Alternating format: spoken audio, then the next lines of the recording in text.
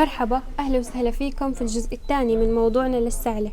بعد ما حكى لنا زميلي حمزة في الحلقة الماضية عن السعلة الرطبة وكل شي بخصها، رح يكون موضوع حلقتنا لليوم عن النوع الثاني للسعلة، وهي السعلة الجافة.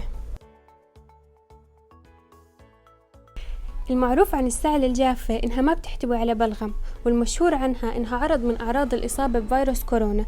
لهيك بدنا نكون حذرين وننتبه، بحيث إذا ظهرت علينا السعلة الجافة وصاحبها أعراض تانية مثل ارتفاع درجة الحرارة والتعب العام ووجع في المفاصل، ما نتردد بإجراء فحص الPCR لحتى نحمي حالنا وأحبائنا. طيب، شو أسباب السعلة الجافة؟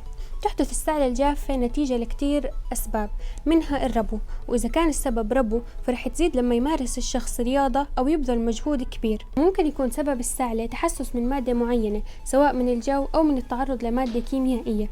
ومن أسباب السعلة الجافة كمان ما يعرف بالارتجاع المعدي المريئي، اللي بيحدث لما الشخص يستلقي أو بين قوسين يكوع أو بعد الأكل مباشرة، لأنه العضلة اللي بين الحجاب الحاجز والمعدة بتكون مرتخية وضعيفة، اللي بيسبب عندي ارتجاع الحمض من المعدة إلى المريء، فبصير عندي تحسس في بطانة المريء وحدوث السعلة.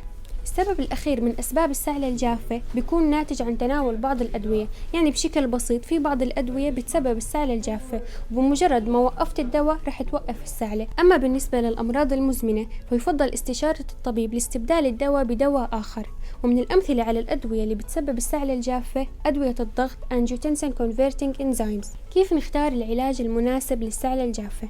زي ما حكى زميلي حمزة في الجزء الأول من موضوع السعلة، في نقطة ضروري إنه نركز عليها قبل ما نوصف أي دواء، وهي سؤال المريض عن عمره والتعرف شوي على تاريخه المرضي، مثلا هل بيعاني من أمراض مزمنة زي الضغط والسكري أو بيعاني من أمراض تانية، وإذا كانت أنثى هل هي حامل مرضعة أو لا. وبعدين نحاول نساعد المريض لوصف السعلة. مرحبا. أهلا، كيف بقدر أساعدك؟ في عندي سعلة بتصيبني كتير بالليل ومتعبني. تمام، شو نوع سعلتك؟ بتحسيها جافة ولا رطبة؟ مش عارفة، خليني أجرب. لا استني بس اوصفي لي إياها. يمكن ناشفة. تمام، سعلتك جافة. عندك أمراض مزمنة؟ عندي سكري. عندك سكري، تمام. حامل أو مرضى؟ لا. وحكيتي لي السعلة بتصيبك بالليل أكتر إشي، يعني ما بتخليك تعرفي تنامي؟ كتير بتعبني بالليل. هلا خلينا نحكي عن التركيبة العلمية والمواد اللي بتدخل بأدوية السعلة الجافة. التركيبة الأولى اللي بتحتوي على البيوتاميرات والدكستروميثورفان، اللي بيعملوا على تهدئة السعال وإعطاء الراحة للمريض. بس لازم نعرف إنه أدوية البيوتاميرات يوصى بتجنب استخدامها للمرأة الحامل في ال3 أشهر الأولى، بينما تستخدم في باقي فترة الحمل والرضاعة للضرورة وتحت الإشراف الطبي. وأدوية الدكستروميثورفان يمنع استخدامها طول فترة الحمل، وفي فترة الرضاعة تستخدم تحت الإشراف الطبي. التركيبة الثانية واللي بتحتوي على الكلوروفينرامين مضاد الحساسية، يعني بتعمل على تخفيف أعراض الحساسية بس بتسبب النعاس. أما التركيبة الثالثة فهي اللي بتحتوي على السودو إفيدرين مضاد الاحتقان. بدنا نعرف إنها بتأثر على مرضى الضغط والبروستات، لهيك بدنا نكون حذرين عند صرفها. وآخر إشي الأدوية اللي بتحتوي على أعشاب ومواد طبيعية بتعمل على ترطيب منطقة البلعوم وتهدئة السعال، وهي غير مناسبة لمرضى السكري لاحتوائها على العسل أو السكر. من أشهر الأمثلة على أدوية السعلة الجافة هونيكوف، بيكوف، يونيفيد DM، نوكوف، درايكود. هاي الأدوية تيجي على شكل شراب وتؤخذ 3 مرات باليوم. وسينيكود اللي بيجي على شكل شراب ونقاط، يسمح باستخدامه للأطفال تحت عمر السنة.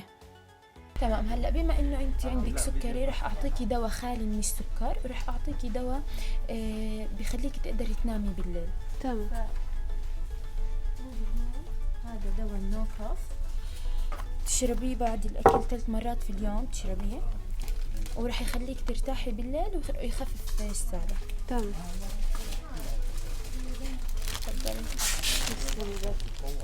وهيك بنكون وصلنا لنهاية حلقتنا ونهاية موضوعنا عن السعل. إن شاء الله تكونوا استفدتوا. ما تنسوا تعملوا لايك وشير للفيديو. وبالنهاية بدي أشكر سلسلة صيدليات دراج سنتر الراعي الرسمي لبرنامجنا. يعطيكم ألف عافية.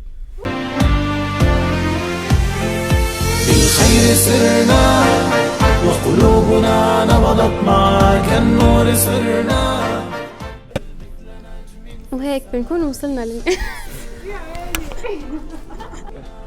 معاك النور صرنا بل مثل نجم في السماء. التركيبة الأولى اللي بتحتوي على البيوتاميرات والديكستروميثورفان اللي بيعملوا شو